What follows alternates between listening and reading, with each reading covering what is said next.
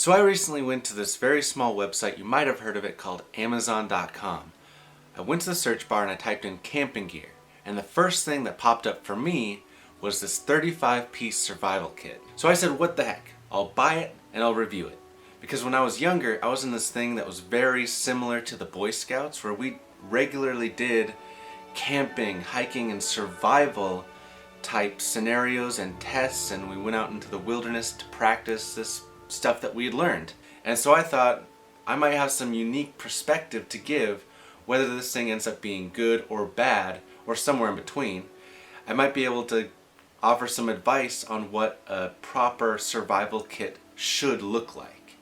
And so I might actually have a patch somewhere that says I'm like good at survival stuff. So it looks like I have a few patches related to camping and survival. Firecraft, toolcraft, lashing, ropecraft, advanced backpacking, winter camping, hiking, camping, camp safety, compass, backpacking, first aid, CPR, and nature study. See, there's your proof. I'm super duper qualified. But anyway, let's get started.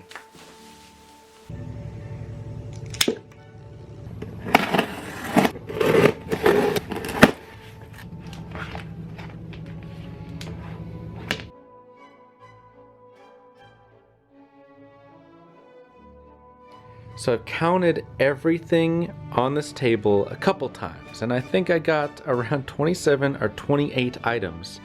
Definitely not 35. Definitely. I mean, I suppose they could have like separated both of the band-aids. So there's 29. They might have separated the fire starter thing from this thing, and that make 30. Definitely not 35 items. I'm even counting the case. Like, I don't know how they're getting to 35. Very strange. Also batteries not included with the flashlight. So let's try some of this stuff out.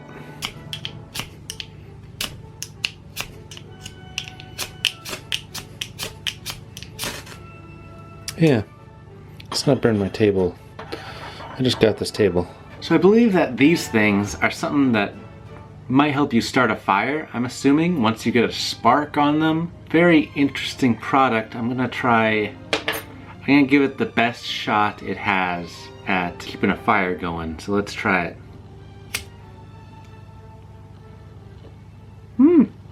So if you have matches and you want to keep something like this going, this seems to be burning pretty well, actually.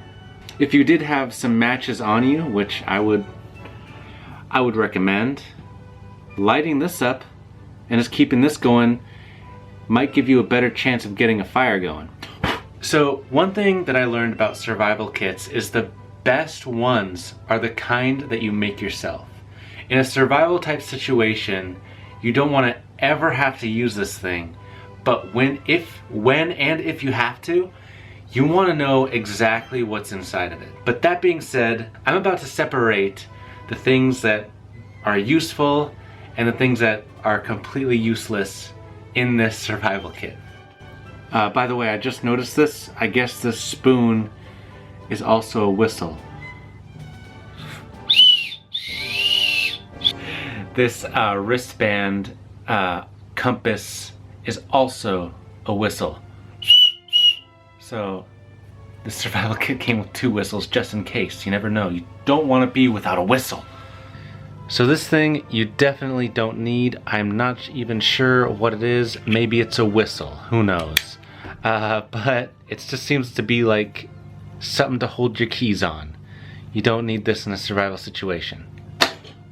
So this thing you definitely don't need. I'm not even sure what it is. Maybe it's a whistle. Who knows? But it just seems to be like something to hold your keys on. You don't need this in a survival situation. Another one that is out. I don't think you're going to be worrying about how you get food in your mouth. And I don't think you need another whistle, so this one is out. You don't need something to hold your keys while you're trying to survive. And definitely when you're in a survival situation, try to avoid climbing, because you could injure yourself. So that is out. This, I believe, goes with the fishing line. There is no manual for this survival kit. You're not going to be teaching or conducting an orchestra with this, so this fishing pole, is out. You could just use a stick if you want to use a pole for your fishing line.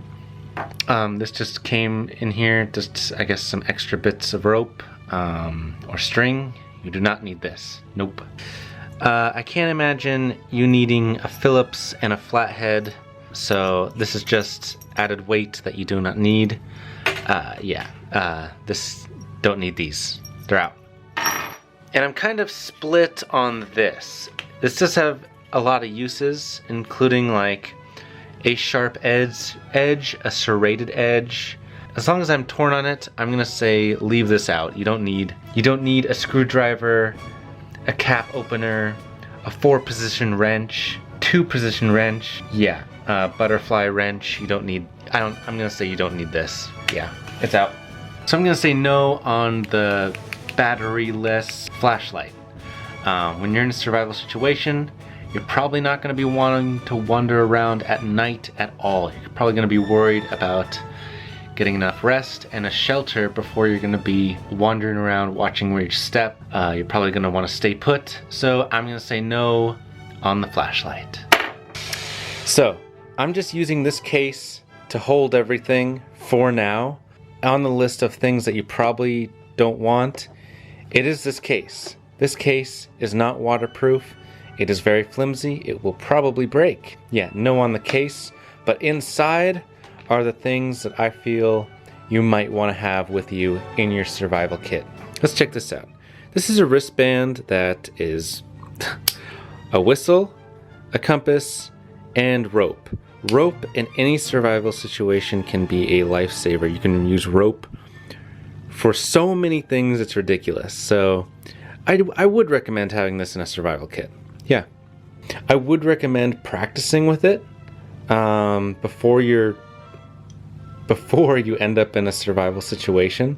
So yeah, I would recommend having this. I'm actually really surprised by these things. So yeah, I'm gonna say they are a better alternative to matches. They seem to last much longer, burn much hotter, and burn bigger. They have bigger flames. So yeah, these things are great.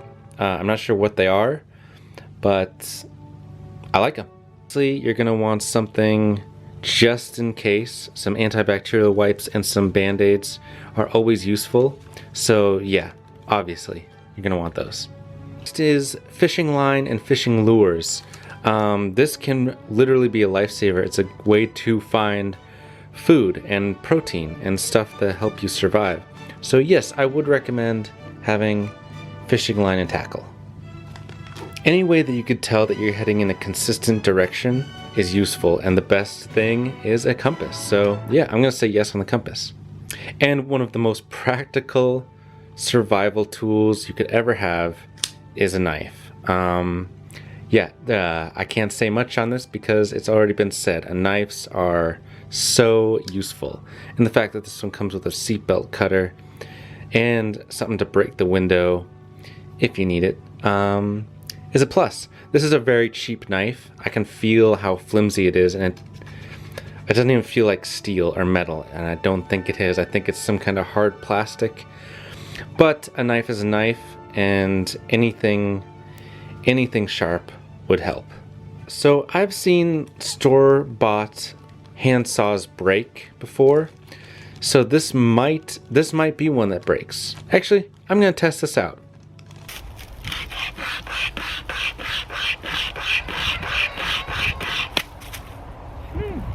So yeah, I'm gonna say no on the hand saw as well. It seems to work well on dead wood, but once you got into stuff that is living, it kept getting stuck. And if it's just good for dead wood, you might as well just break it and save yourself the much needed survival calories that you do not want to burn unnecessarily. So Yeah, no on the handsaw. And the good old survival blanket. These things hold in heat like nothing else. Yeah. Enough said. This thing can be a lifesaver. It can trap in heat very well. Yeah. Highly recommend these. With all that being said, I probably wouldn't recommend this product with only like 8 or 9 of these pieces of survival gear being somewhat useful. Very cheap, but I guess you can use them in a survival kit if you wanted to make your own. But yeah, 2 stars out of 5, I guess, but it's not worth the money. With that said, if you want to see me build my own survival kit from the ground up, you can hit that subscribe button because I'll be making that video very soon. And if you would hit that like button, that'd be greatly appreciated. So yeah, that's it. Review over.